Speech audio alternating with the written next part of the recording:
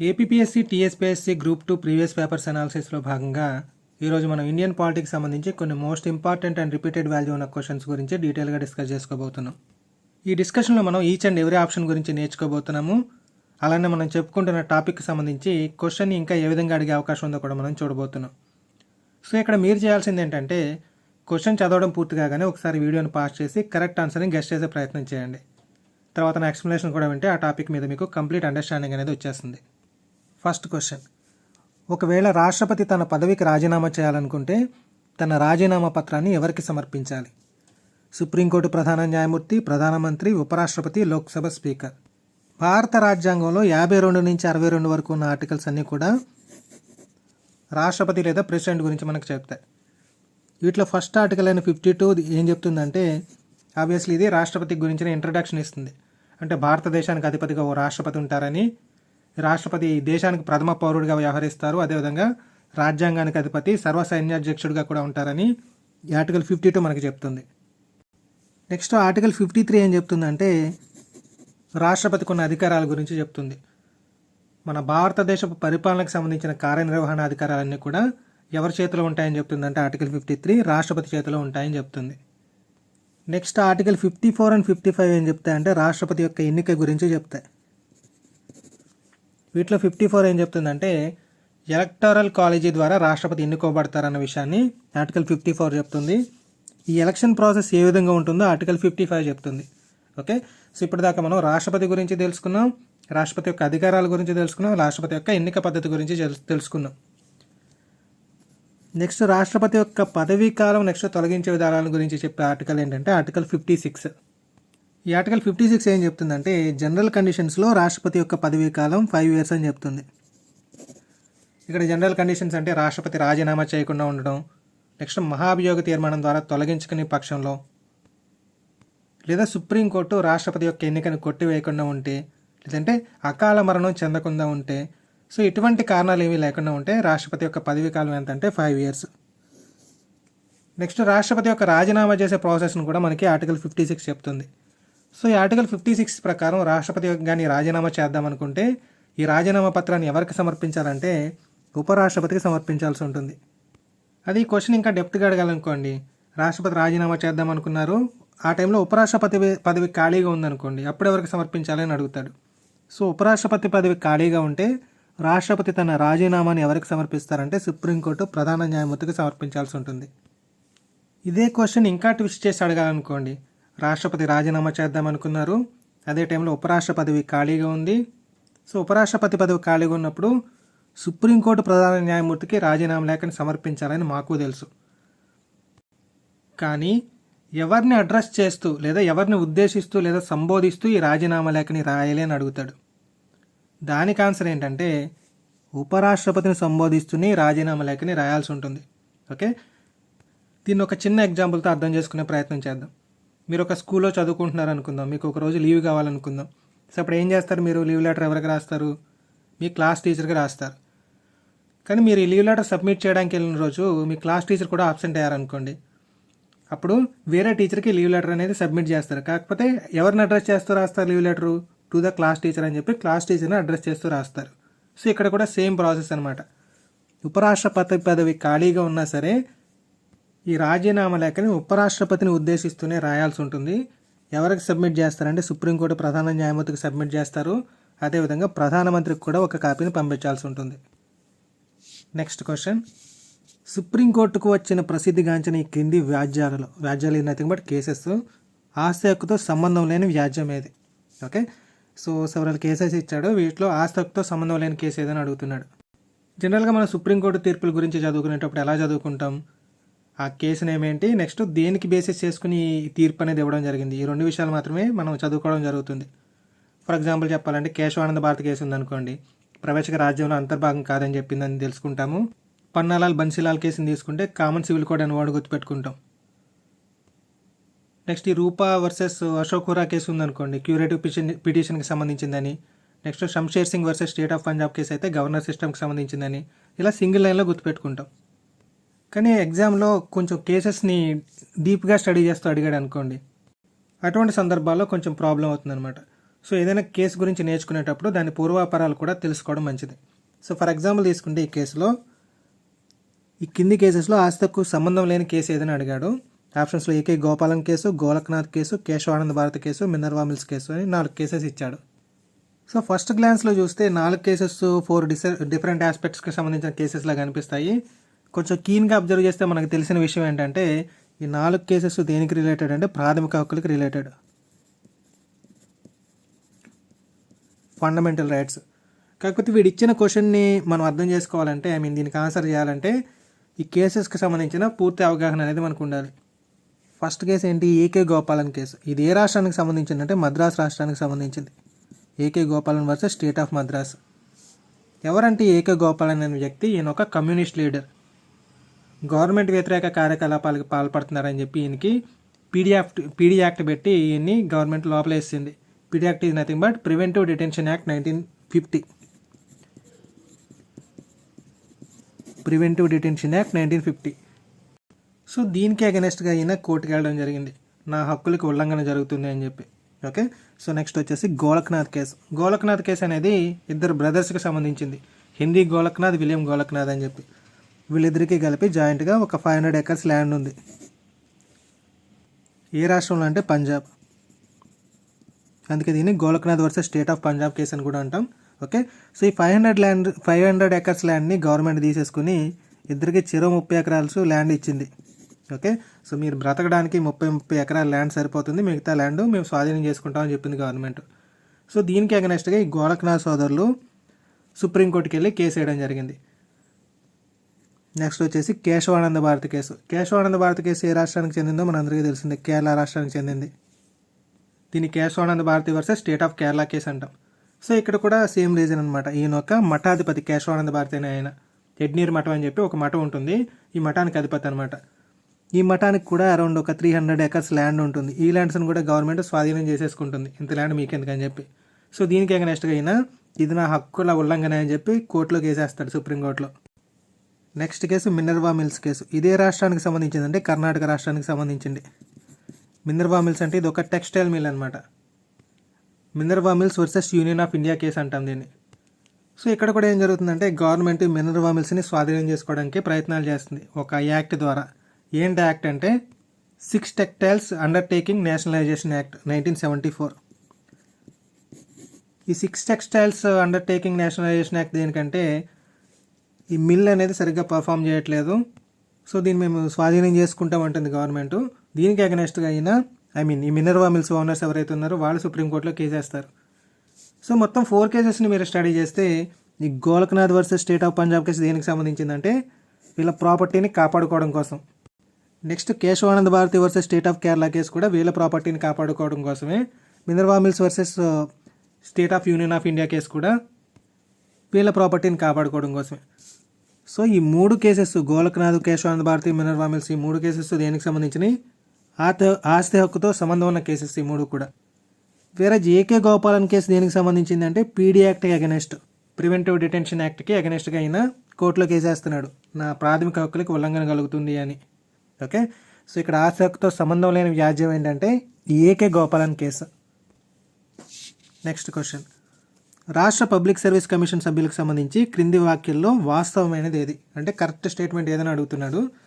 రాష్ట్రపతి చే నియమించబడి ఆయన చేతనే తొలగించబడతారు, గవర్నర్ చే నియమించబడి ఆయన చేతనే తొలగించబడతారు, రాష్ట్రపతి చే నియమించబడి గవర్నర్ చే తొలగించబడతారు, గవర్నర్ చే నియమించబడి రాష్ట్రపతి చే తొలగించబడతారు.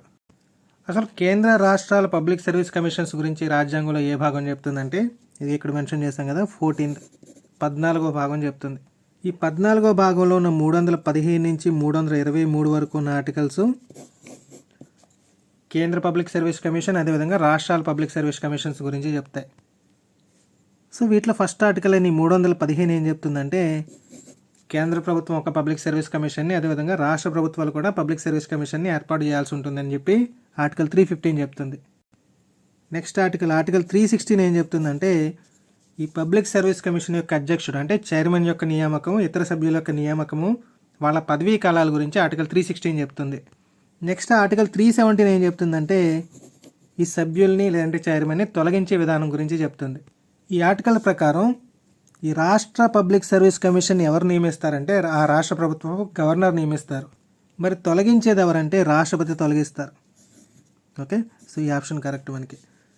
మళ్ళీ చెప్తున్నాను, రాష్ట్ర పబ్లిక్ సర్వీస్ కమిషన్ సభ్యుల్ని నియమించే అధికారం ఎవరికి ఉంటుందంటే గవర్నర్కి ఉంటుంది. సో ఇక్కడ గవర్నర్చే నియమించబడినప్పటికీ వాళ్ళని తొలగించే అధికారం మాత్రం ఎవరికి ఉంటుందంటే రాష్ట్రపతికి మాత్రమే ఉంటుంది. నెక్స్ట్ క్వశ్చన్, భారతదేశంలో పార్లమెంటు సభ్యుని ప్రాంతీయ అభివృద్ధి పథకం ఏ సంవత్సరంలో ప్రారంభించారు? యాక్చువల్లీ ఇది మన అందరికీ తెలిసిన పథకమే, కొంచెం తెలుగు ట్రాన్స్లేషన్ డిఫికల్ట్గా ఉంటుంది. సో ఇటువంటి సందర్భాల్లో మనం చేయాల్సిన బెస్ట్ థింగ్ ఏంటంటే పక్కనే ఉన్న ఇంగ్లీష్ ట్రాన్స్లేషన్ని చూసుకోవడం. యాక్చువల్లీ ఇక్కడ పార్లమెంట్ సభ్యుని ప్రాంతీయ అభివృద్ధి పథకం అంటే MP LAD scheme. Member of parliament local area development scheme. ఈ member of parliament local area development స్కీమ్నే అచ్చ తెలుగులో ట్రాన్స్లేట్ చేసి పార్లమెంట్ సభ్యుని ప్రాంతీయ అభివృద్ధి పథకం అన్నారు.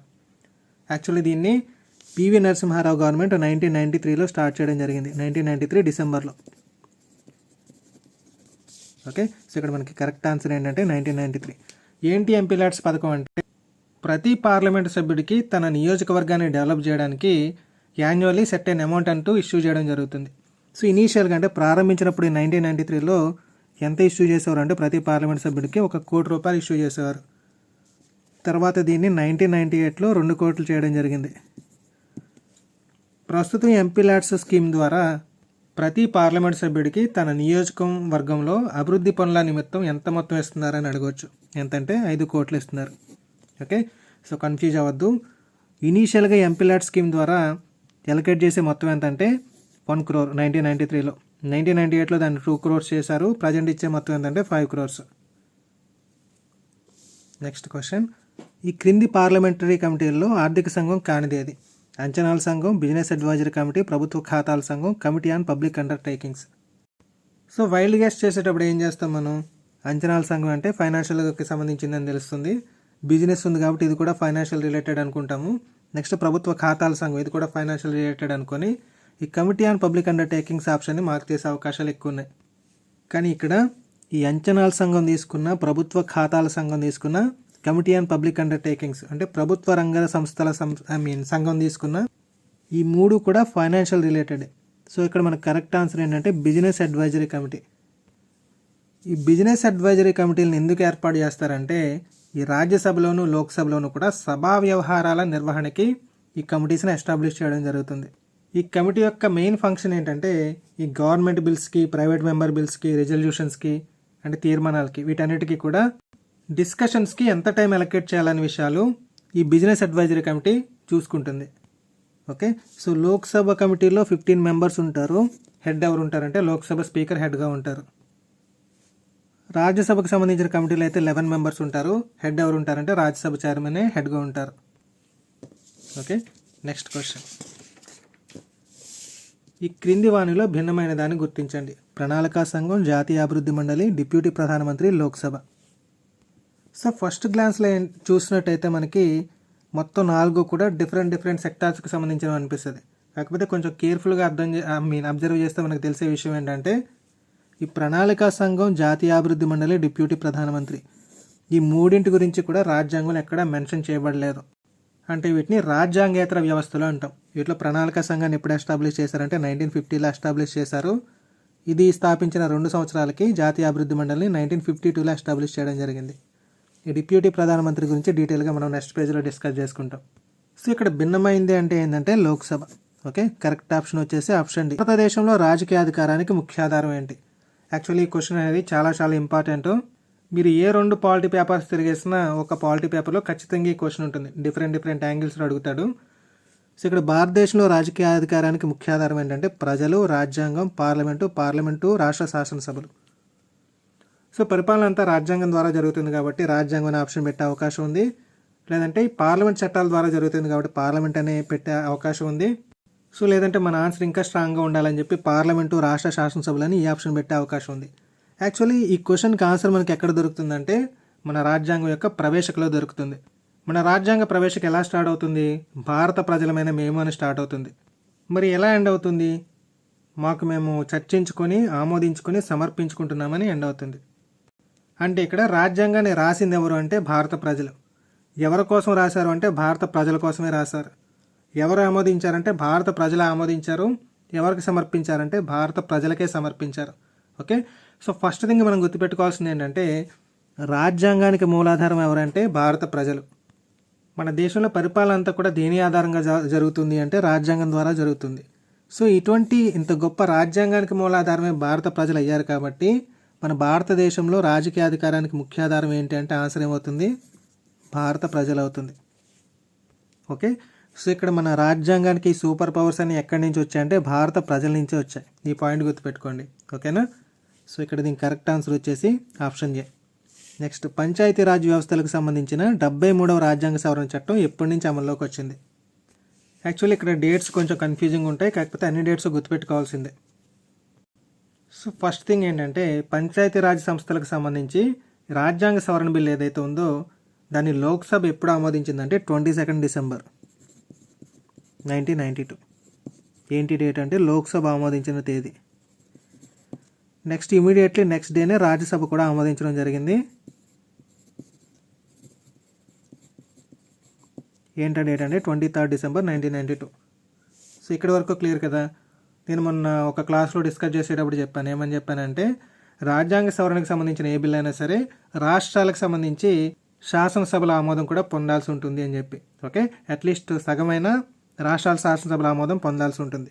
సో ఆ విధంగా ఈ రాజ్యాంగ సవరణ బిల్లు 17 రాష్ట్రాల ఆమోదం పొందింది. కాకపోతే దీనికి కొంచెం టైం పడుతుంది కదా. సో ఇది డిసెంబర్ కాబట్టి నెక్స్ట్ ఇయర్ వచ్చేసింది 1993. ఓకే, సో ఈ రాష్ట్రాల ఆమోదం పొందిన తర్వాత రాష్ట్రపతి ఆమోదం ఎప్పుడు పొందిందంటే ఈ బిల్లు 20th ఏప్రిల్ 1993న రాష్ట్రపతి ఆమోదం పొందడం జరిగింది.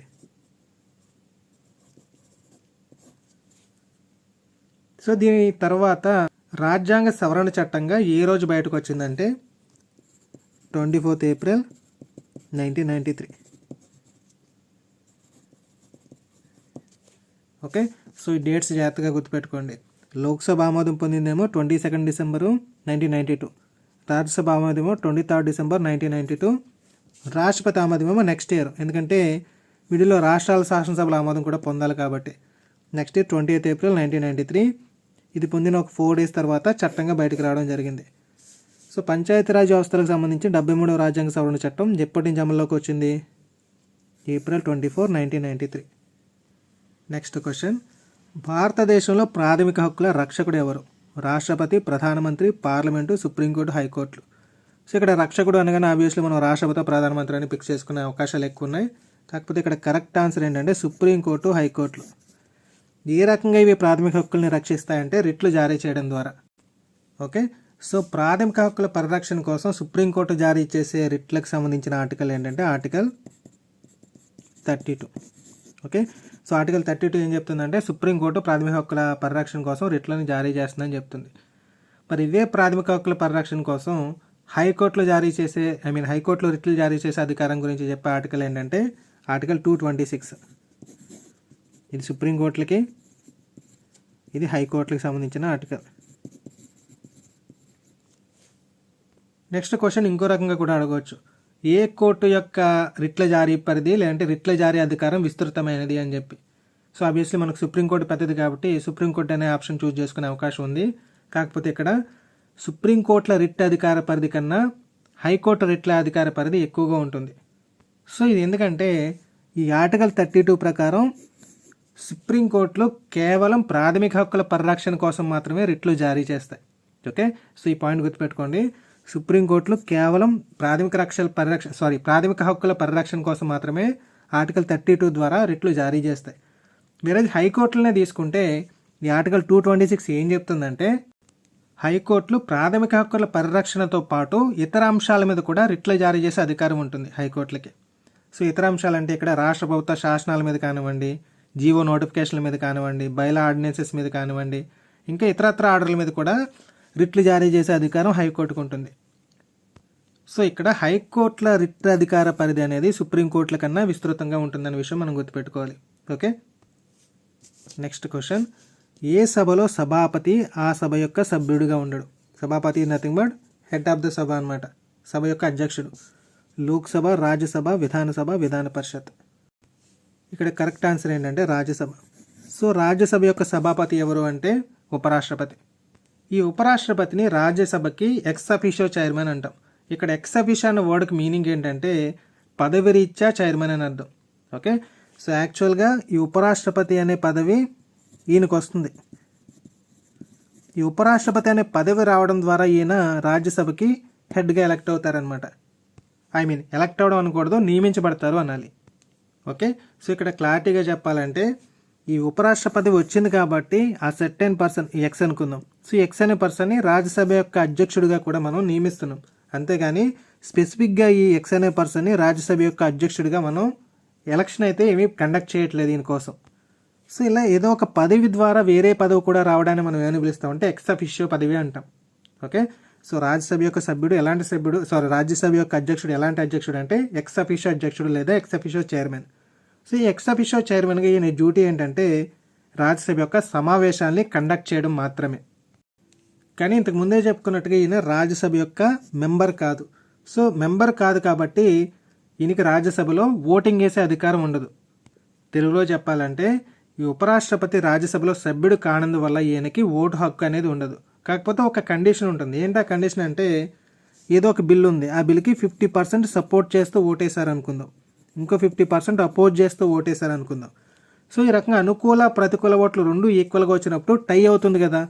సో ఇలాంటి టై అయ్యే సిచ్యువేషన్లో మాత్రం ఈ ఉపరాష్ట్రపతి లేదా రాజ్యసభ యొక్క ఎక్స్ అఫీషియో చైర్మన్ ఎవరైతే ఉన్నారో ఆయన తన ఓటు హక్కుని వినియోగించుకుంటాడనమాట. అప్పుడు ఈయనకి ఓటు హక్కు వస్తుంది. ఎందుకంటే ఈ ఒక్క ఓటు ఈ రెండు బ్యాలెన్స్ అయ్యాయి కాబట్టి ఏదో ఒక డెసిషన్ని ఇది మేక్ చేస్తుంది కాబట్టి ఇటువంటి సిచ్యువేషన్లో మాత్రం ఈ రాజ్యసభ యొక్క ఎక్స్ అఫీషియో చైర్మన్కి ఓటు హక్కు ఉంటుంది. సో ఇటువంటి ఓటుని ఏమంటారంటే నిర్ణాయక ఓటు అంటాం. అంటే ఏదో ఒక డెసిషన్ మేకర్ అనమాట. నెక్స్ట్ ఇంకొక పాయింట్ ఏంటంటే యాక్చువల్లీ దీని గురించి మనం తర్వాత డిస్కస్ చేసుకుంటాం. జస్ట్ బేసిక్ ఐడియా కోసం ఇక్కడ చెప్తున్నా. ఇంకొక సిచ్యువేషన్లో కూడా ఈయనకి ఈ నిర్ణాయక ఓటు లేదా కాస్టింగ్ ఓటు అనేది ఉండదు. ఫర్ ఎగ్జాంపుల్ ఈ ఉపరాష్ట్రపతి మీద అగెనెస్ట్గా ఒక బిల్లు వచ్చింది అనుకోండి. అటువంటి సిచ్యువేషన్లో ఎలాంటి టై సిచ్యువేషన్ ఎదురైంది అనుకోండి, అంటే 50% మెంబర్స్ ఏమో సపోర్ట్ చేస్తున్నారు ఈ తొలగింపు తీర్మానానికి, 50% మెంబర్స్ ఏమో అపోజ్ చేస్తున్నారు. సో అటువంటి టైంలో కూడా ఎందుకంటే ఈయనకి అగెనెస్ట్గానే ఓటింగ్ జరుగుతుంది కాబట్టి ఈయనకి నిర్ణాయక ఓటు లేదా కాస్టింగ్ ఓటు వేసే అధికారం ఉండదు. ఓకే, సో ఈ పాయింట్ గుర్తుపెట్టుకోండి. ఈయన సభ్యుడిగా ఉన్నాడు కాబట్టి ఈయనకి ఓటు హక్కు ఉండదు. కానీ ఒకే ఒక సిచ్యువేషన్లో ఈయనకి ఓటు హక్కు ఉంటుంది, 50-50 ఉన్నప్పుడు మాత్రమే. సో 50-50 ఉన్నప్పుడు కూడా ఈయనకి అగెనెస్ట్గా ఆ బిల్ అనేది ఉంటే కనుక ఈయనకి ఓటు హక్కు ఉండదు. నెక్స్ట్ క్వశ్చన్, ఎన్నో రాజ్యాంగ సవరణ ద్వారా ప్రాథమిక విధుల్ని రాజ్యాంగంలో భాగంగా పొందుపరచడమైంది? 1వ సవరణ, 24వ సవరణ, 42వ సవరణ, 53వ సవరణ. సో ఇనీషియల్గా మన రాజ్యాంగాన్ని రూపొందించినప్పుడు ప్రాథమిక విధులు అన్న కాన్సెప్ట్ రాజ్యాంగంలో లేదు. తర్వాత వచ్చింది. ఎవరి రికమెండేషన్స్ ఆధారంగా వచ్చిందంటే స్వరణ్ సింగ్ కమిటీ రికమెండేషన్స్ ఆధారంగా. ఎప్పుడంటే ఇది 1976లో ఎస్టాబ్లిష్ చేసిన committee, Swaran Singh committee. So ఈ కమిటీ రికమెండేషన్స్ ఆధారంగా ఈ 1976లోనే మన రాజ్యాంగంలో ప్రాథమిక విధుల్ని చేర్చడం జరిగింది. ఏంటి మెయిన్ పర్పస్ ప్రాథమిక విధులు అంటే ఈ స్వరణ్ సింగ్ కమిటీ ఏం చెప్పిందంటే భారత ప్రజలందరూ కూడా హక్కులను వాడుకుంటున్నారు కాబట్టి వాళ్ళకి కొన్ని బాధ్యతలను కూడా మనం గుర్తు చేయాల్సి ఉంటుంది. సో హక్కులతో పాటు బాధ్యతలను కూడా రాజ్యాంగంలో మెన్షన్ చేస్తే వాళ్ళకి కొంచెం అవేర్నెస్ ఉంటుందని స్వరణ్ సింగ్ కమిటీ 1976లో రికమెండ్ చేయడం జరిగింది. సో ఈ రికమెండేషన్స్ ఆధారంగా ఈ 1976లోనే 42వ రాజ్యాంగ సవరణ చట్టం ద్వారా ఈ ప్రాథమిక విధుల్ని మన రాజ్యాంగంలో చేర్చడం జరిగింది. ఓకే, సో ఇక్కడ కరెక్ట్ ఆన్సర్ ఏంటంటే 42. సో ఏ భాగంలో చేర్చారంటే ఆల్రెడీ గవర్నమెంట్కి ఇటువంటివే గవర్నమెంట్ బాధ్యతలను గుర్తించడానికి మన రాజ్యాంగంలో ఒక పార్ట్ ఉంది. ఏం పార్ట్ అదంటే పార్ట్ 4.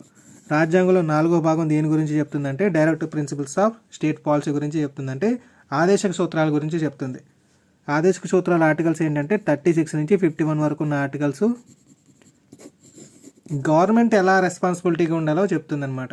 ఓకే, సో 36 నుంచి 51 వరకు ఉన్న ఆర్టికల్స్ గవర్నమెంట్ ఎలా బిహేవ్ చేయాలి, ప్రజల సంరక్షణకి ఏ చర్యలు తీసుకోవాలనే విషయాన్ని గుర్తు చేస్తుంది. మరి ఇక్కడ మనం చెప్పేది ప్రాథమిక విధులు దేనికి సంబంధించింది, పౌరులు ఎలా బిహేవ్ చేయాలనే విషయాల గురించి చెప్పేది కాబట్టి ఈ పార్ట్ 4కి అడిషనల్గా 4A యాడ్ చేశారు ప్రాథమిక విధుల గురించి. ఈ ఆదేశక సూత్రాలు 51తో ఎండ్ అవుతాయి కాబట్టి దీనికి అడిషనల్గా 51A అనే ఆర్టికల్ని క్రియేట్ చేసి దీంట్లో ప్రాథమిక విధుల్ని పెట్టారు. ఎన్ని ప్రాథమిక విధుల్ని యాడ్ చేశారంటే 10 ప్రాథమిక విధుల్ని యాడ్ చేశారు. ఎప్పుడు యాడ్ చేశారు? 1976లో 42వ రాజ్యాంగ సవరణ చట్టం ద్వారా యాడ్ చేయడం జరిగింది. దీని తర్వాత 2002లో అడిషనల్గా ఇంకొక ప్రాథమిక విధిని కూడా యాడ్ చేశారు. సో ప్రస్తుతం మనకున్న ప్రాథమిక విధులు ఏంటంటే 11 ప్రాథమిక విధులు ఉన్నాయి. సో ఎక్స్ట్రా యాడ్ చేసిన ఈ ప్రాథమిక విధిని 2002వ సంవత్సరంలో ఎన్నవ రాజ్యాంగ సవరణ చట్టం ద్వారా యాడ్ చేశారంటే 86వ రాజ్యాంగ సవరణ చట్టం ద్వారా యాడ్ చేశారు. ఈ 1976లోదేమో 42వ రాజ్యాంగ సవరణ చట్టం, 2002లోదేమో 86వ రాజ్యాంగ సవరణ చట్టం.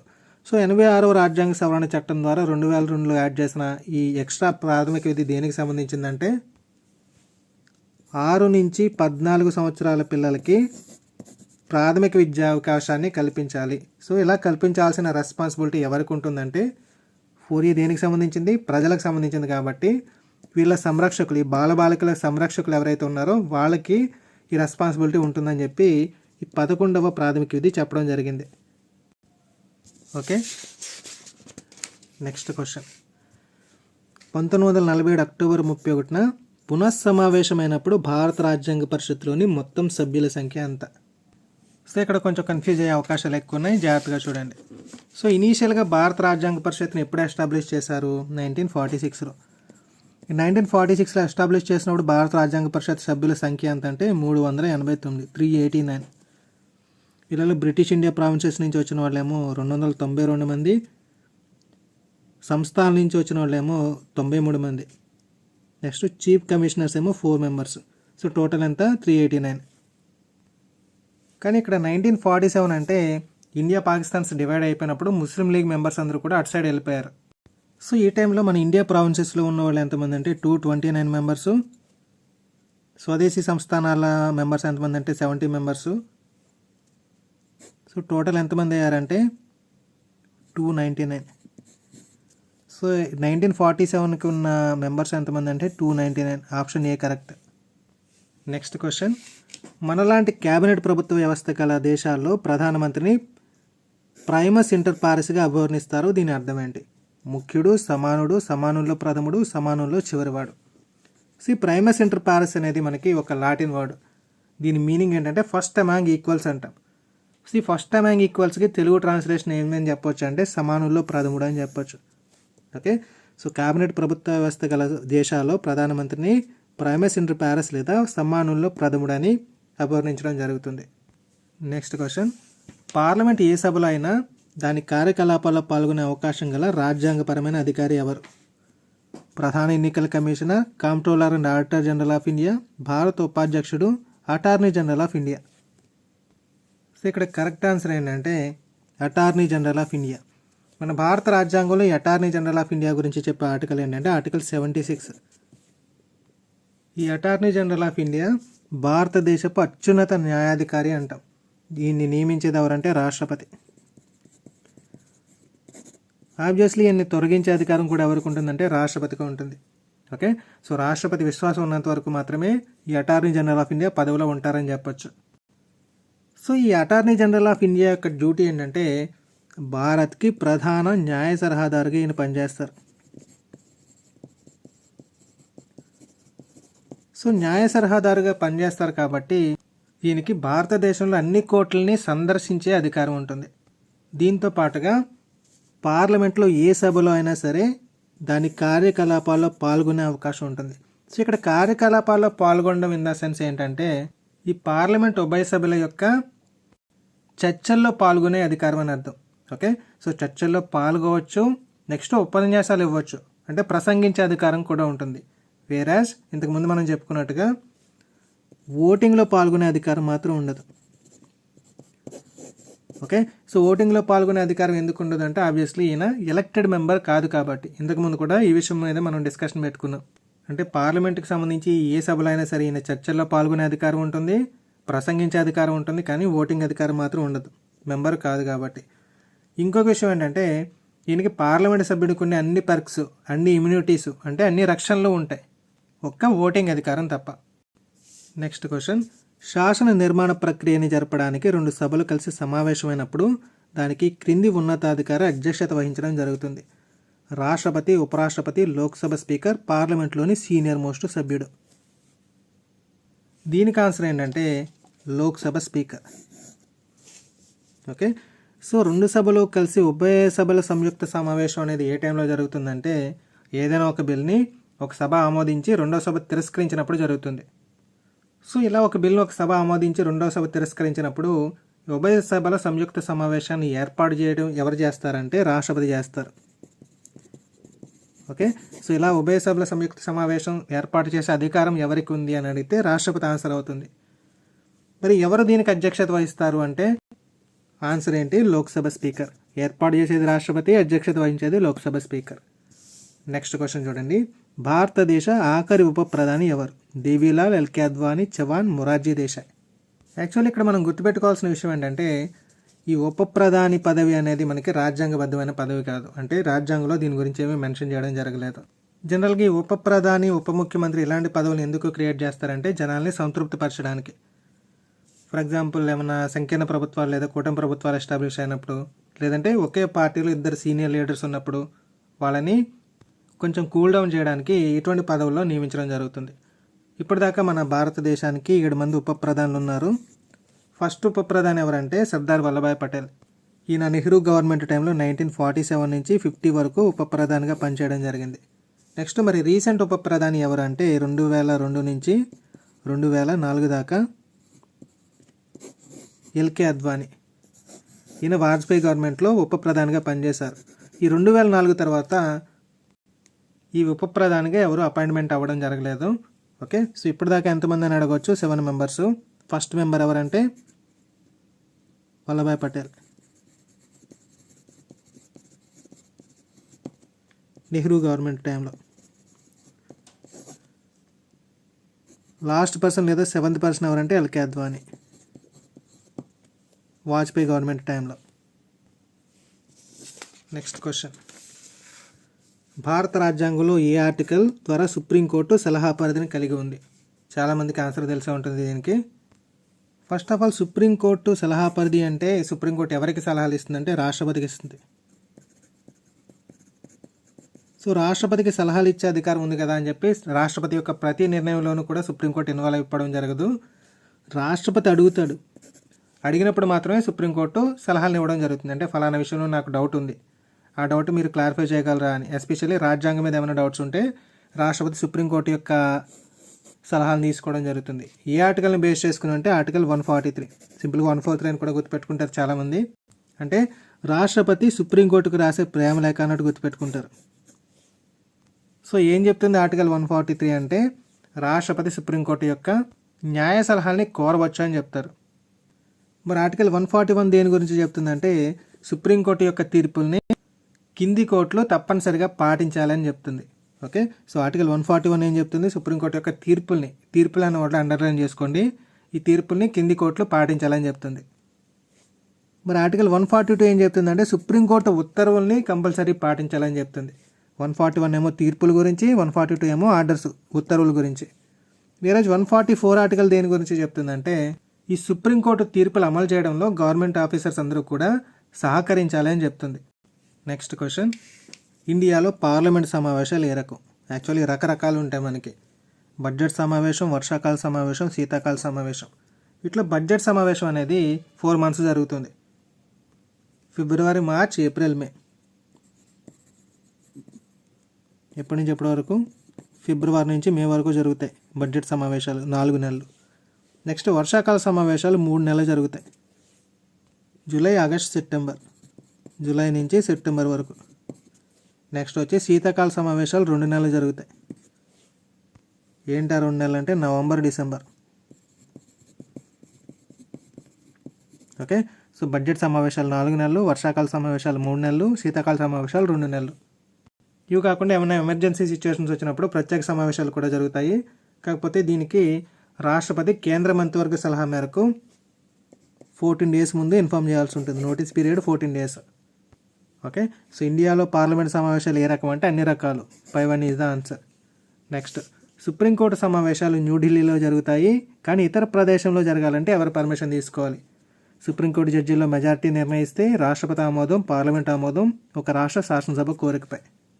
సో దీనికి కరెక్ట్ ఆన్సర్ ఏంటంటే రాష్ట్రపతి ఆమోదంతో. ఓకే, సో మెయిన్ రాజ్యాంగం ప్రకారం సుప్రీంకోర్టు సమావేశాలు ఎక్కడ జరగాలంటే న్యూఢిల్లీలో జరగాలి. ఇతర ప్లేసెస్లో లేదంటే ఇతర ప్రదేశాల్లో కండక్ట్ చేసే అధికారం కూడా సుప్రీంకోర్టు ప్రధాన న్యాయమూర్తికి ఉంటుంది. కాకపోతే దీనికి అంటే ఇలా ఇతర ప్లేసెస్ కండక్ట్ చేయడానికి ఎవరి పర్మిషన్ కావాలంటే రాష్ట్రపతి యొక్క పర్మిషన్ కావాలి. నెక్స్ట్, భారతదేశంలో పంచాయతీరాజ్తో సంబంధం ఉన్న కమిటీ ఏది?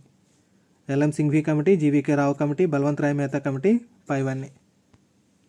యాక్చువల్లీ పంచాయతీరాజ్తో రిలేటెడ్ ఉన్న కమిటీస్ చాలా ఉన్నాయి. వీటిలో మోస్ట్ ఇంపార్టెంట్ కమిటీస్ అంటే మనకి ఏమేమి గుర్తొస్తాయంటే Balwant Rai Mehta committee, Ashok Mehta committee, LM Singhvi committee. వీటిలో బల్వంత్ రాయ్ మెహతా కమిటీ ఏం చెప్పింది అంటే 3 అంచెల పంచాయతీరాజ్ వ్యవస్థను ఏర్పాటు చేయాలని చెప్పింది. నెక్స్ట్, అశోక్ మెహతా కమిటీ ఏమో 2 అంచెల పంచాయతీరాజ్ వ్యవస్థను ఏర్పాటు చేయమని చెప్తుంది, అంటే మండల్ సిస్టమ్ని ఎస్టాబ్లిష్ చేయమని చెప్తుంది. బల్వంత్ రాయ్ మెహతా కమిటీ ఏ సంవత్సరంలో ఎస్టాబ్లిష్ చేశారంటే 1957లో.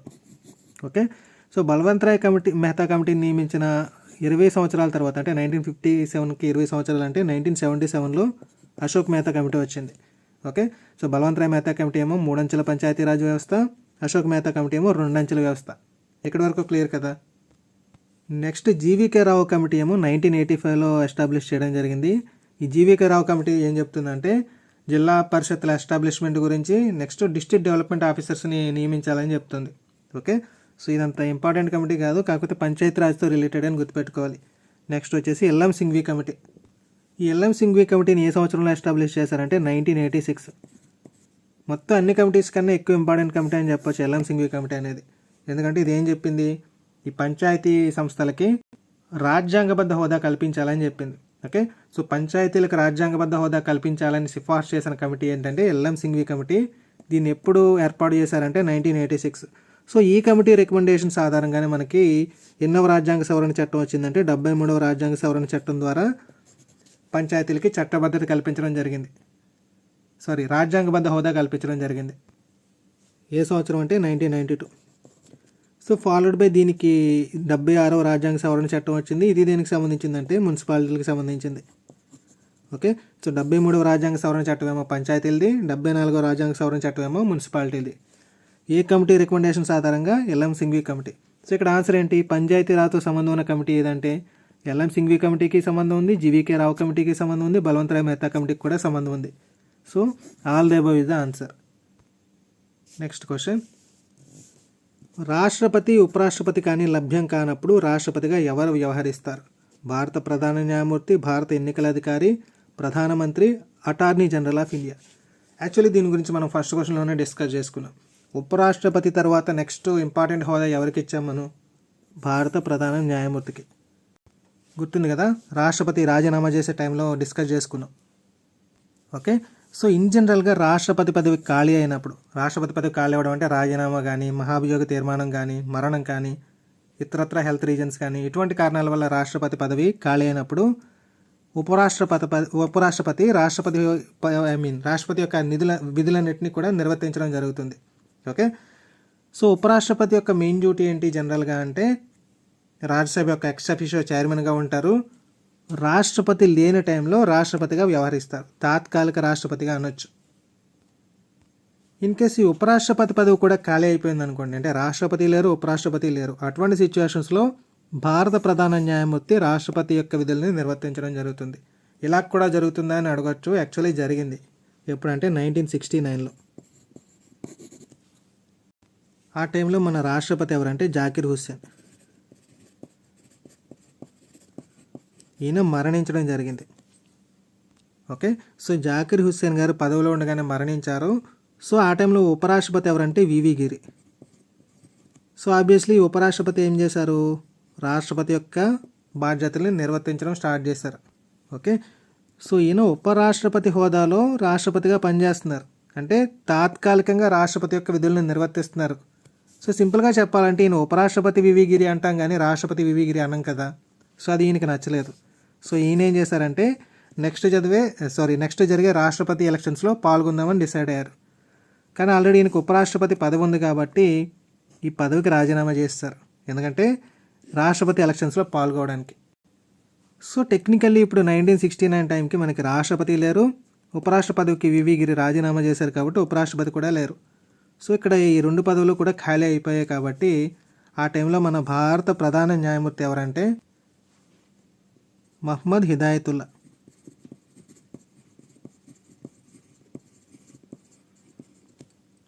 ఈయన జూలై నుంచి ఆగస్టు వరకు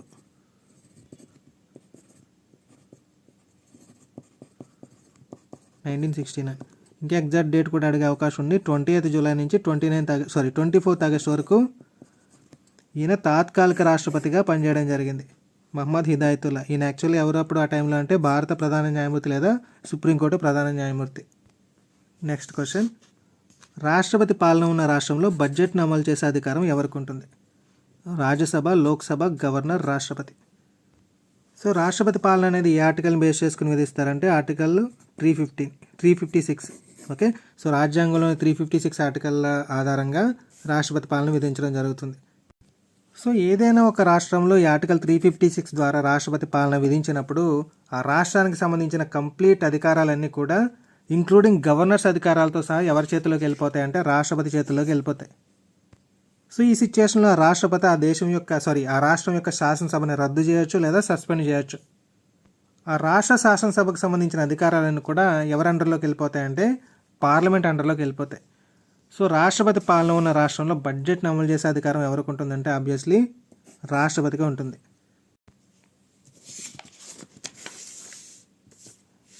నెక్స్ట్ క్వశ్చన్, జాతీయ మహిళా కమిషన్ని చట్టబద్ధ సంస్థగా ఏ సంవత్సరంలో ఎస్టాబ్లిష్ చేశారు? 92, 93, 94, 91. యాక్చువల్లీ ఇక్కడ జాతీయ మహిళా కమిషన్ ఇనిషియేట్ చేసిన ఇయర్ ఏంటంటే 1988. ఓకే, 88లో ఇనిషియేట్ చేశారు. నెక్స్ట్ ఈ బిల్ లోక్సభ ఆమోదం ఎప్పుడు పొందిందంటే 1990లో, మే 1990లో లోక్సభ ఆమోదం పొందడం జరిగింది. నెక్స్ట్ ఈ మహిళా కమిషన్ బిల్లు రాష్ట్రపతి ఆమోదం ఎప్పుడు పొందిందంటే 30th ఆగస్టు 1990 బిల్లు పాస్ అయ్యి రాష్ట్రపతి ఆమోదం పొందడం జరిగింది. ఓకే, సో అఫీషియల్గా బిల్ పాస్ అయిందేమో 1990లో. ఫస్ట్ మహిళా కమిషన్ ఎప్పుడు ఏర్పాటు చేశారని అడిగాడు అనుకోండి, ఆన్సర్ ఏమవుతుందంటే 1992. సో చట్టబద్ధ సంస్థగా ఏ సంవత్సరం ఎస్టాబ్లిష్ అయిందంటే 1992. డేట్ అడిగితే 31st జనవరి 1992. ఫస్ట్ చైర్పర్సన్ ఎవరంటే జయంతి పట్నాయక్.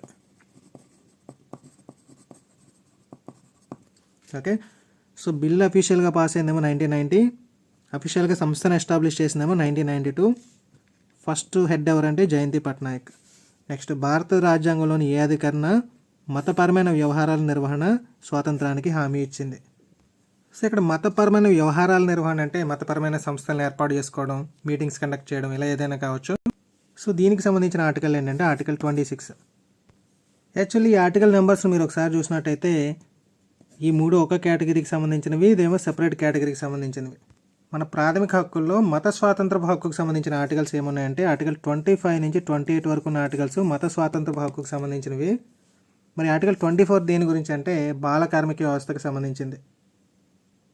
సో ఏం చెప్తుంది ఆర్టికల్ 24 అంటే 14 సంవత్సరాల కంటే తక్కువ ఉన్న బాలబాలికలకి వర్క్ సేఫ్టీకి సంబంధించింది అనమాట. అంటే 14 సంవత్సరాల కంటే తక్కువ వయసు ఉన్న బాలబాలికలతోటి ప్రమాదకరమైన కర్మాగారాల్లో పని చేయించకూడదు అని చెప్పి. ఓకే, కర్మాగారాలనే కాదు, ఎటువంటి ప్రమాదకరమైన పరిస్థితుల్లోనూ వాళ్ళతో పని చేయించకూడదని ఆర్టికల్ 24 చెప్తుంది. ఓకే, సో ఈ మూడు దేనికి సంబంధించినవి అని చెప్పుకున్నాం, మత స్వాతంత్ర హక్కుకు సంబంధించినవి. వీటిలో 25 ఏమో మత స్వేచ్ఛకు సంబంధించింది, అంటే నీకు ఇష్టమైన మతాన్ని నువ్వు అవలంబించవచ్చు అని చెప్తుంది. నెక్స్ట్ క్వశ్చన్ ఐపీసీకి సంబంధించింది. ఇండియన్ పీనల్ కోడ్ ప్రస్తాపన చేసిన సంవత్సరం అంటే ఎస్టాబ్లిష్మెంట్ ఇయర్ అనమాట. 52, 60, 1956, 1975. యాక్చువల్లీ ఇండియన్ పీనల్ కోడ్ అనేది మన భారతదేశ చట్టాల్లో అత్యంత పురాతనమైన చట్టం అని చెప్పొచ్చు. ఇది ఎప్పుడు ఎస్టాబ్లిష్ అయిందంటే 1860లో.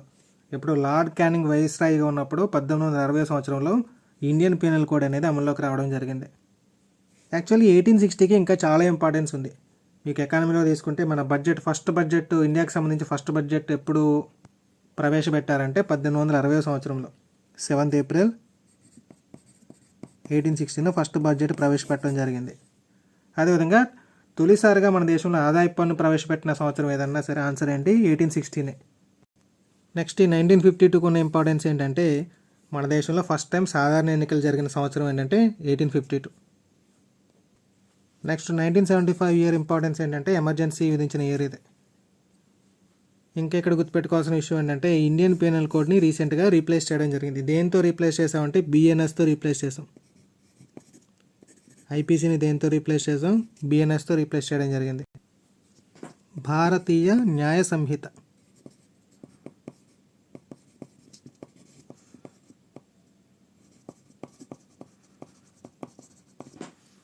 సో ఎప్పుడు రీప్లేస్ చేశారంటే దీన్ని డిసెంబర్ 2023లో రీప్లేస్ చేయడం జరిగింది. ఎప్పటి నుంచి అమల్లోకి వచ్చింది భారతీయ న్యాయ సంహిత అంటే 1 జూలై 2024 నుంచి అమల్లోకి వచ్చింది. ఈ dates important. Okay, so replace చేసిందేమో డిసెంబర్ 2023, అమల్లోకి వచ్చిందేమో 1 జూలై 2024. నెక్స్ట్ క్వశ్చన్, భారత రాజ్యాంగంలో ప్రాథమిక హక్కులను చేర్చే విషయాన్ని అధ్యయనం చేయడానికి ఏర్పడిన ప్రత్యేక కమిటీ యొక్క అధ్యక్షుడు. మనం రాజ్యాంగ పరిషత్ గురించి డిస్కస్ చేసుకునేటప్పుడు చెప్పుకున్నాం, రకరకాల డిఫరెంట్ టైప్ ఆఫ్ కమిటీస్ ఉన్నాయి, వాటికి రకరకాల అధ్యక్షులు ఉన్నారు అని చెప్పి. వీటిలో ముఖ్యమైన కమిటీస్ అన్నిటికీ కూడా ఆల్మోస్ట్ హెడ్ ఎవరంటే జవహర్లాల్ నెహ్రూనే. ఫర్ ఎగ్జాంపుల్ చెప్పాలంటే రాష్ట్రాలతో సంప్రదింపులు జరిపే కమిటీ కానివ్వండి, అంటే స్టేట్స్ కమిటీకి, కేంద్ర ప్రభుత్వాల అధికారాల కమిటీకి, కేంద్ర రాజ్యాంగ విధాన కమిటీకి, వీటన్నిటికీ హెడ్ ఎవరంటే Jawaharlal Nehru. Next important person ఎవరంటే Sardar Vallabhbhai Patel. Maximum of the కమిటీస్కి ఈయన కూడా హెడ్గా ఉండడం జరిగింది. ఈ ప్రాథమిక హక్కులకు సంబంధించి కానీ, మైనార్టీస్కి సంబంధించి కానీ, రాష్ట్రాల అధికారాల సలహా కమిటీకి కానీ, వీటన్నిటికీ హెడ్ ఎవరంటే సర్దార్ వల్లభాయ్ పటేల్. నెక్స్ట్ బిఆర్ అంబేద్కర్ గురించి మనకు తెలిసిందే, ముసాయిదా కమిటీకి హెడ్ అనమాట ఈయన. నెక్స్ట్ జేబీ కృప్లానీ కూడా ప్రాథమిక హక్కుల సబ్ కమిటీకి హెడ్. ఓకే, సో ఇక్కడ క్వశ్చన్ ఏమడిగాడో చూడండి ఒకసారి. భారత రాజ్యాంగంలో ప్రాథమిక హక్కులను చేర్చే విషయాన్ని అధ్యయనం చేయడానికి ఏర్పాటైన కమిటీ అని అడిగాడు. ఓకే, సో ఇక్కడ ప్రాథమిక హక్కులు అనగానే మనం బ్లైండ్గా ఏం గుర్తుపెట్టుకుంటాం? వల్లభాయ్ పటేల్ని గుర్తుపెట్టుకుంటాం, జేబీ కృప్లానీని గుర్తుపెట్టుకుంటాం. సో మరి ఇద్దరిలో కరెక్ట్ ఆన్సర్ ఏది పెట్టాలి అంటే ఇక్కడ సర్దార్ వల్లభాయ్ పటేల్. ఎందుకంటే యాక్చువల్లీ 2 కమిటీస్ ఉన్నాయి ప్రాథమిక హక్కులకు సంబంధించి. మెయిన్ సలహాలు ఇచ్చే కమిటీ ఒకటి ఉంది. ఈ సలహాలు ఇచ్చే కమిటీకి హెడ్ ఎవరంటే సర్దార్ వల్లభాయ్ పటేల్. సో ఈ కమిటీ కాకుండా ఒక సలహా సంఘం అని ఉంటుంది. ఈ సలహా సంఘంలో 4 సబ్ కమిటీస్ ఉంటాయి. మైనార్టీస్కి సంబంధించి, ఈ అస్సాం లాంటి స్టేట్స్కి సంబంధించి, అంటే north east tribal states plus Assam. Okay, ఈ గ్రూప్కి సంబంధించి ఏమో ఒక సబ్ కమిటీ ఉంటుంది. అస్సాం కాకుండా మిగతా వెనకబడిన ప్రాంతాలకు ఒక సబ్ కమిటీ ఉంటుంది. అదేవిధంగా ప్రాథమిక హక్కులకు సంబంధించి ఒక సబ్ కమిటీ ఉంటుంది. వీటిలో మైనార్టీ సబ్ కమిటీకి ఏమో హెచ్సి ముఖర్జీ హెడ్గా ఉంటారు. నెక్స్ట్ అస్సాం సబ్ కమిటీకి ఏమో హెడ్ ఎవరంటే గోపీనాథ్ బోర్దోలాయ్. మిగతా వెనకబడిన ప్రాంతాలకేమో ఏవి టక్కర్ హెడ్గా ఉంటారు. సో ఇక్కడ ప్రాథమిక హక్కుల సబ్ కమిటీకి హెడ్ ఎవరంటే జేబీ కృప్లానీ. నెక్స్ట్ ఈ 4 సబ్ కమిటీలకి లేదా ఈ 4 ఉపసంఘాలకి హెడ్ ఎవరంటే వల్లభాయ్ పటేల్. ఓకే, సో ఇక్కడ వల్లభాయ్ పటేల్ మెయిన్ హెడ్ కాబట్టి ప్రాథమిక హక్కులు చేర్చే విషయాన్ని అధ్యయనం చేయడానికి ఏర్పడిన ప్రత్యేక కమిటీ యొక్క అధ్యక్షుడు ఎవరంటే మనం ఏం పెడతాం? సర్దార్ వల్లభాయ్ పటేల్ని ఆన్సర్ అవుతుంది. నెక్స్ట్ క్వశ్చన్, ఈ క్రింది వాణిలో ఏ ఆర్టికల్స్ అంతర్జాతీయ శాంతి మైత్రుల గురించి వివరిస్తాయి? ఓకే, సో పొరుగు దేశాలతో శాంతి సామరస్యంగా ఉండడం అనేది మన ప్రభుత్వం కంపల్సరీ ఆచరించాల్సింది కాదు, జస్ట్ ఒక సజెషన్ మాత్రమే. సో జస్ట్ సజెషన్ అన్నప్పుడు అది ఏ పార్ట్లో ఉంటాయి మనకి అంటే ఆదేశక సూత్రాలు అన్న పార్ట్లో ఉంటాయి. సో ఆదేశక సూత్రాల్లో దీనికి సంబంధించిన ఆర్టికల్ ఏముందనేది ఒకసారి ఆలోచించండి. సో ఫస్ట్ ఆర్టికల్ 45 ఏం చెప్తుంది మనకి అంటే బాలబాలికలకి సంబంధించింది. 6 సంవత్సరాల లోపు గల బాలబాలికల యొక్క వికాసానికి కృషి చేయాలి. ఏ రకమైన వికాసం అంటే వాళ్ళకి పోషణ కల్పించాలి, ఆరోగ్యం కల్పించాలి, అదేవిధంగా పూర్వ ప్రాథమిక విద్యను అందించాలి. సో దీనికి సంబంధించిన ఆర్టికల్ ఏంటి? ఆర్టికల్ 45. నెక్స్ట్ 47 దేని గురించి అంటే మద్యపాన నిషేధం గురించి చెప్తుంది. 48 ఏమో పశు సంపదని వృద్ధి చేయాలని చెప్తుంది, అదేవిధంగా గోవధ నిషేధం గురించి చెప్తుంది. సో ఇంకా మిగిలిన ఆర్టికల్ ఏముంది? Article 51. So obviously this should be the answer. So ఏం చెప్తుంది ఆర్టికల్ 51 అంటే మన భారతదేశం ఇతర దేశాలతో స్నేహపూర్వకంగా ఉండాలి, వాళ్ళతో మంచి సంబంధాలు కలిగి ఉండాలి, ప్రపంచ శాంతి పరిరక్షణకి కృషి చేయాలని చెప్తుంది. సో ఇక్కడ అంతర్జాతీయ శాంతి మైత్రుల గురించి వివరించే ఆర్టికల్ ఏంటంటే ఆర్టికల్ 51. సో ఇక్కడ మనం చెప్పుకునే ఆర్టికల్స్ అన్ని దేనికి రిలేటెడ్ అని చెప్పుకున్నాం? ఆదేశ సూత్రాలు లేదా డైరెక్టివ్ ప్రిన్సిపల్స్ ఆఫ్ స్టేట్ పాలసీకి సంబంధించినవి. సో ఏ ఆర్టికల్స్ అంటే ఇవి ఆర్టికల్ 36 నుంచి 51 వరకు ఉంటాయి. ఏ పార్ట్లో ఉంటాయంటే పార్ట్ 4లో ఉంటాయి. ఓకే, లాస్ట్ క్వశ్చన్, భారత ఉపరాష్ట్రపతిని తొలగించడానికి తీర్మానం దేనిలో చేయబడగలదు? సో యాక్చువల్లీ ఈ వర్డ్ అనేది చాలా కన్ఫ్యూజింగ్ ఉంది నాకు. చెయ్యబడగలదు అంటే చేస్తుంది అని అర్థం. కాకపోతే దీన్ని కొంచెం స్పీడ్గా మనం ఎగ్జామ్లో టెన్షన్తో చదివినప్పుడు ఏమవుతుందంటే చెయ్యబడదు అన్నట్టు చదువుతాం దీన్ని. సో నెగిటివ్ మీనింగ్ వచ్చేలాగా మనం ఏదో ఆప్షన్ పిక్ చేసుకుంటాం. సో ఇటువంటి వర్డ్స్ కొంచెం కేర్ఫుల్గా చూడండి. ఓకే, సో వీడు అడిగింది ఏంటంటే ఉపరాష్ట్రపతిని తొలగించే తీర్మానం ఫస్ట్ ఇనిషియేషన్ దేంట్లో జరుగుతుంది అని చెప్పి. ఓకే, సో లోక్సభ ఒక్కదానిలోనే, పార్లమెంట్ 2 సభల్లో దేనిలో అయినా, పార్లమెంట్ ఉభయ సభల సమావేశంలో, రాజ్యసభ ఒక్కదానిలోనే అంటున్నాడు. యాక్చువల్లీ ఉపరాష్ట్రపతి బిహేవియర్ కానీ సరిగ్గా లేకపోతే ఎన్ని అభిశంసన తీర్మానం ద్వారా మనం తొలగిస్తాం. ఈ ఉపరాష్ట్రపతిని తొలగించే పద్ధతికి సంబంధించిన ఆర్టికల్ ఏంటంటే ఆర్టికల్ 67. ఏం చెప్తుంది ఆర్టికల్ 67 అంటే ఉపరాష్ట్రపతి యొక్క పదవీ కాలం చెప్తుంది. Obviously 5 years. నెక్స్ట్ ఈయన్ని తొలగించే విధానం గురించి కూడా చెప్తుంది. ఓకే, సో ఈ తొలగించే ప్రాసెస్ ఏ విధంగా ఉంటుందంటే ఫస్ట్ రాజ్యసభలో ఈ తొలగించే తీర్మానాన్ని ప్రవేశపెట్టాలి. ఈ తొలగించే తీర్మానాన్ని రాజ్యసభ ఆమోదించింది అనుకోండి, అంటే ఆమోదించడం అంటే ఏంటి, మొత్తం సభ్యుల్లో మెజారిటీ సభ్యుల ఆమోదం అనేది దీనికి వచ్చింది అనుకోండి. సో నెక్స్ట్ ఏంటంటే లోక్సభలో కూడా ఈ తీర్మానాన్ని ప్రవేశపెట్టడం జరుగుతుంది. లోక్సభలో కూడా ఆమోదించబడితే అప్పుడు ఈ ఉపరాష్ట్రపతి పదవి నుంచి తప్పుకోవాల్సి ఉంటుందన్నమాట. సో ఇక్కడ ఇంట్రెస్టింగ్ విషయం ఏంటంటే ఫస్ట్ దీన్ని ఏ సభలో ప్రవేశపెట్టాలంటే రాజ్యసభలోనే ప్రవేశపెట్టాల్సి ఉంటుంది. ఓకే, సో తీర్మానం అనేది ఫస్ట్ ఇనిషియేట్ చేయాల్సింది ఎక్కడంటే రాజ్యసభలో మాత్రమే. మరి ఇక్కడ రాజ్యసభకి హెడ్ ఎవరు? ఉపరాష్ట్రపతి కదా, ex officio chairman of Rajya Sabha అనేది. మరి ఆయన అధ్యక్షత వహించే సభలోనే ఆయనకి అగెనెస్ట్గా బిల్లు ప్రవేశపెడితే బాగుండదు. కాబట్టి ఈ తొలగింపు తీర్మానం మీద చర్చ జరుగుతున్నంతసేపు ఈయన ఈ పదవిలో అధ్యక్ష స్థానంలో ఈయన ఉండడు, ఉపరాష్ట్రపతి ఉండడు. మరి ఈ టైంలో ఎవరు ఉంటారంటే డిప్యూటీ చైర్మన్ ఆఫ్ రాజ్యసభ ఎవరైతే ఉన్నారో ఆయన ఈ సభకి అధ్యక్షత వహించడం జరుగుతుంది. నెక్స్ట్ సెకండ్ పాయింట్ మనం స్టార్టింగ్లో చెప్పుకున్నాం. ఇన్ కేస్ ఈ బిల్కి 50-50 వచ్చింది అనుకోండి, అంటే 50% ఆఫ్ సభ్యులు సపోర్ట్ చేస్తున్నారు, 50% అపోజ్ చేస్తున్నారు అనుకోండి. ఇటువంటి సిచ్యువేషన్స్లో కూడా ఈయనకి ఓటింగ్ వేసే అధికారం ఉండదు. యూజువల్లీ 50-50 వచ్చినప్పుడు మాత్రం ఈ రాజ్యసభ చైర్మన్కి ఓటేసే అధికారం ఉంటుందని చెప్పుకున్నాం. కాకపోతే ఈ సిచ్యువేషన్లో ఈయనకి అగెనెస్ట్గానే ఈ బిల్లు పాస్ చేసేయడానికి ట్రై చేస్తున్నారు కాబట్టి ఈయనకి ఓటింగ్ అధికారం ఉండదు. మరి ఇక్కడ ఈ క్యాస్టింగ్ ఓట్ అధికారం ఎవరికి ఉంటుందంటే ఈ టైంలో ఎవరున్నారు హెడ్గా అంటే డిప్యూటీ చైర్మన్ ఉన్నారు. ఈ డిప్యూటీ చైర్మన్కి ఉంటుంది క్యాస్టింగ్ ఓట్ అధికారం. ఓకే, సో ఈ రకమైన ఓటు ద్వారా రాజ్యసభలో బిల్ పాస్ అయిపోయి నెక్స్ట్ లోక్సభకి వెళ్ళింది, అక్కడ కూడా పాస్ అయిపోతే ఈ ఉపరాష్ట్రపతిని రిమూవ్ చేసేయచ్చు. ఓకే, సో ఈరోజు డిస్కషన్ ఎక్కడితో ఎండ్ చేద్దాము. నెక్స్ట్ క్లాస్లో ఇంకొన్ని ఇంపార్టెంట్ ప్రీవియస్ క్వశ్చన్ని డిస్కస్ చేద్దాం. సో ఇప్పటిదాకా చెప్పిన దాని మీద మీకు ఏమైనా కన్ఫ్యూజన్ కానీ డౌట్స్ కానీ ఉంటే కింద కామెంట్ సెక్షన్లో అడగండి. Thank you for watching.